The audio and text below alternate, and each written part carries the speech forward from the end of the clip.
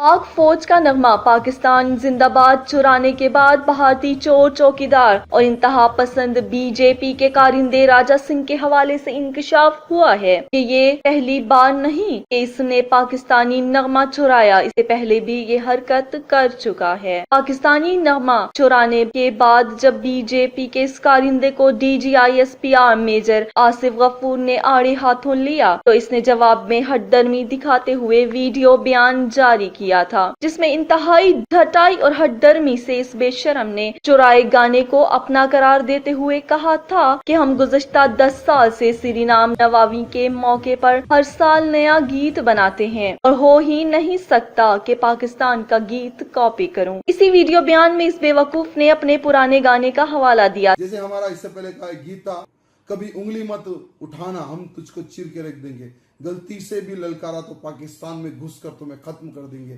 कभी उंगली मत उठाना तुझको चीर के रख देंगे, कभी उंगली मत उठाना तुझको चीर के रख देंगे, गलती से जो ललकारेगा तो गाड़ के रख देंगे, गलती से जो ललकारेगा तो गाड़ के रख देंगे। जो कि पाकिस्तानी नगमे उंगली मत उठाना की नकल निकला।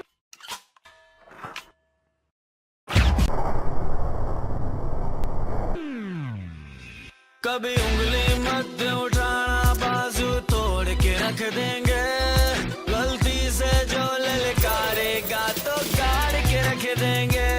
उंगली मत उठाना नगमा पाकिस्तानी टैलेंटेड गलुकार ताज खान के शाहकार है, जो पाकिस्तान के साथ साथ भारत के मुसलमानों में भी इंतहाई मकबूल हुआ। इस चोर को पाकिस्तानी नगमे इस कदर पसंद आते हैं कि इंतहाई बदसूरत आवाज होने के बावजूद हर नगमा ही उठाकर पूरा वैसा का वैसा ही गा देता है, जिसका नतीजा ये निकलता है कि पाकिस्तानी शाहकार नगमों का बेड़ा गर्क हो जाता है और इस पर बड़ी हठधर्मी से कहता है कि भारत में एक से एक लिखने वाला मौजूद है, मुझे जरूरत नहीं पाकिस्तान का नगमा चुराऊं। और हमें कभी जरूरत नहीं पड़ी कि पाकिस्तान का कोई गीत हम कॉपी करें। अच्छे से एक से बढ़कर एक भारत देश में सिंगर भी। और इस बेवकूफ भारतीय चौकीदार जो जमतदार ज्यादा लगता है तो कोई बताए कि पाकिस्तानी नगमे चोरी करके गा कर तुम इन नगमों का सत्यानाश तो कर सकते हो, पर पाकिस्तानियों जैसा जोश और जज्बा तुम में कभी पैदा नहीं हो सकता।